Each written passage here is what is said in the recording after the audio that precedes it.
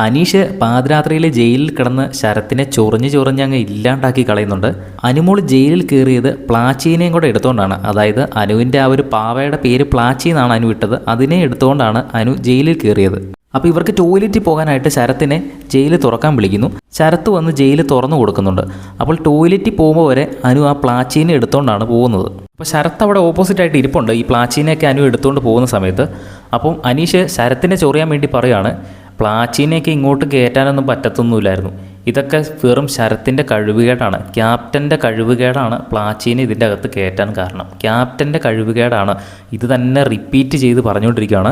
ക്യാപ്റ്റൻ്റെ കഴിവില്ലായ്മ കാരണമാണ് പ്ലാച്ചീനെയൊക്കെ ഈ ജയിലിൻ്റെ അകത്ത് കയറ്റാൻ കാരണം. അല്ലെങ്കിൽ ഇതിനെ ഒന്നും കയറ്റുന്ന സാധനമൊന്നുമല്ല. വെറുതെ ഇത് ചുമ്മാ ഈ കഴിവില്ലാത്ത ക്യാപ്റ്റന്മാരെ വെച്ച് കഴിഞ്ഞാൽ ഇങ്ങനെയൊക്കെ സംഭവിക്കുമെന്ന് അനീഷ് ഇങ്ങനെ ചൊറിഞ്ഞുകൊണ്ടിരിക്കുകയാണ്. ശരത്തിനാണെങ്കിൽ അങ്ങോട്ട് എന്താ പറയേണ്ടതെന്ന് അറിയാൻ മേലാതെ അങ്ങ് നിൽക്കുകയാണ്.